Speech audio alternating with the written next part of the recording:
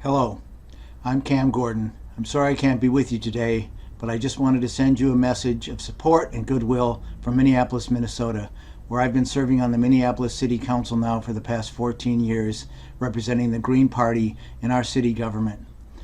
And I just want you to know that getting organized at the local level, running for office, and getting elected can make a big difference in your community. It's really important, the work that we're doing. When I ran back in 2005, I ran on the 4 pillars of the Green Party, and I've ever since been using those in office to help guide governance, and I think we've made a big difference. We've actually had Greens on the Minneapolis City Council since 2001 and in the Park Board, which is also elected here in Minneapolis since 2001. And by using our values of social and economic justice, grassroots democracy, nonviolence, and ecological wisdom, we've shown that we can make this a better city for everybody.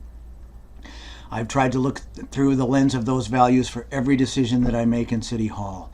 And we've seen enormous progress because it turns out those values are popular with the voters that I represent and with the people in the city, and so then other elected officials latch onto those. Using the value of grassroots democracy, we've been able to make ranked choice voting the way we elect our city government here in the city of Minneapolis, and that includes at-large seats for the Park Board that are elected proportionally. And we've done that successfully year after year and opened up our system here.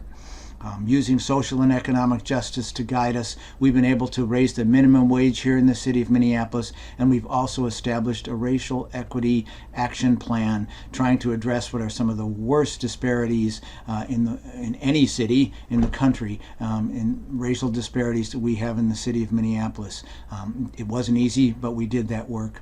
Using nonviolence, we were able to create a division of violence prevention. We've been able to move programs forward, working through hospitals, co-responders in our police department, so that we can address the issue of violence from a public health perspective, which has been key and which has been very, very, very important.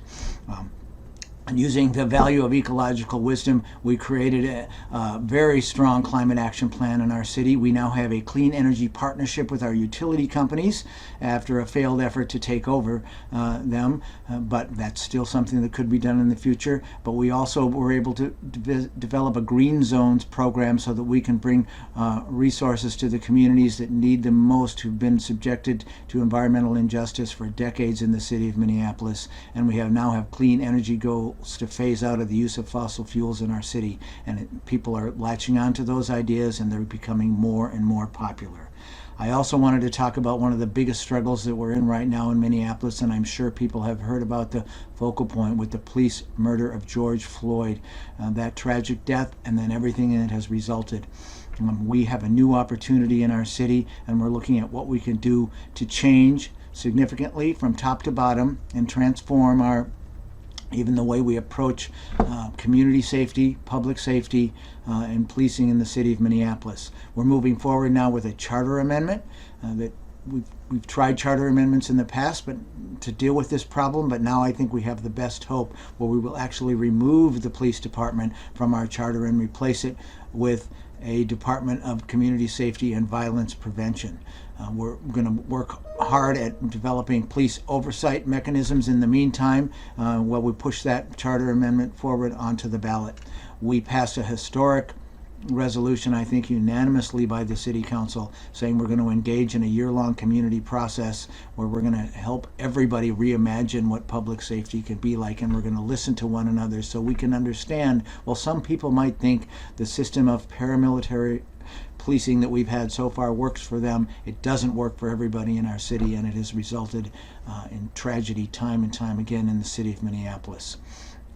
In order for us to do that, though, we're really going to need the help of everybody in the city, and also voices from outside the city to help guide us in this new direction. I believe that Minneapolis has an opportunity to be a model for other cities and into the future about how we can rethink, redo, recreate, and rebuild public safety, destroy the institutionalized racism that is in our criminal justice system, certainly at the city level, and we can offer a new pathway forward.